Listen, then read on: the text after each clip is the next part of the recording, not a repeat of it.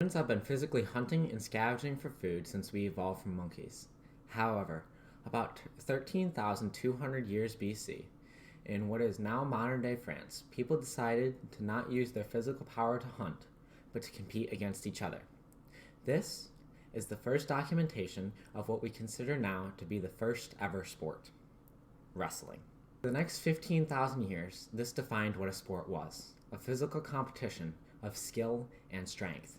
From the Colosseums of Rome to Kuju in ancient China and hurling in ancient Ireland, physical competitions were the only thing considered a sport. That was until 1997, when one game changed the face of sports forever.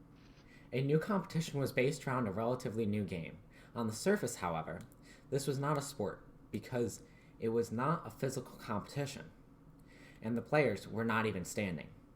The game was called Quake, and is now considered by many to be the first ever esport. People in the gaming community quickly accepted this new kind of competition, and a new industry formed. Today, esports is a $1 billion a year global industry, but still, many do not consider it a sport. For the next 24 years, many people looked at the esports industry as children's games that adults played for money. Sport is defined as an activity involving physical exertion and skill, in which an individual or team competes against another or others for entertainment. This definition was given to us by Google. This shows the divide that still stands, making esports in many people's minds not a real sport. And while typing this script, esports is still being corrected by the grammar checker. Those who follow esports, however, argue against the still standing ideology that it is not a sport. A new esport, specifically one player in particular, shows the training that a professional esports player goes through, and how, in reality, it is to a certain extent physical exertion.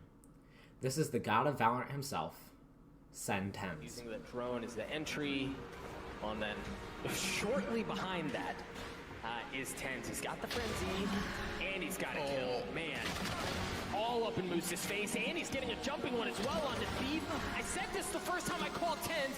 This is his world, and we're just living in it. Tyson Tens No started playing FPS or first-person shooters at the age of 3, just like how most kids start playing sports around the age of 3 or 4.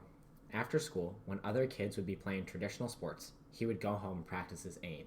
He would spend hundreds of hours training year-round so that he could have the best aim in the game. He still has not stopped training. He will practice several hours a day, 7 days a week, just like how professional athletes will practice for hours a day.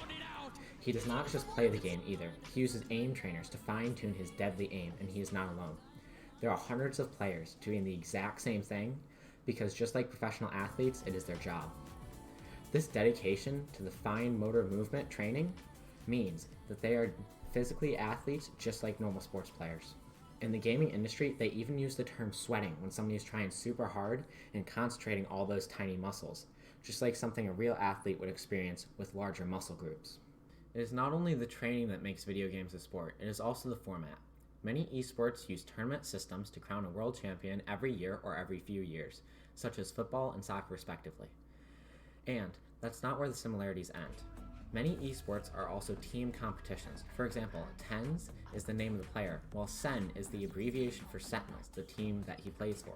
He plays alongside 4 other people with their own role. Some are attackers, some are defenders, and some are an in-between, just like a midfielder in soccer. This team even has a coach.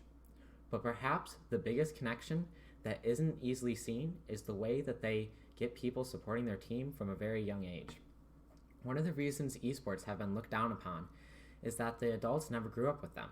Now parents watch esports with their kids, doing what a quote-unquote normal sport does, shaping the audience that someday will pay for the tickets to live events once they grow up and COVID is over, of course.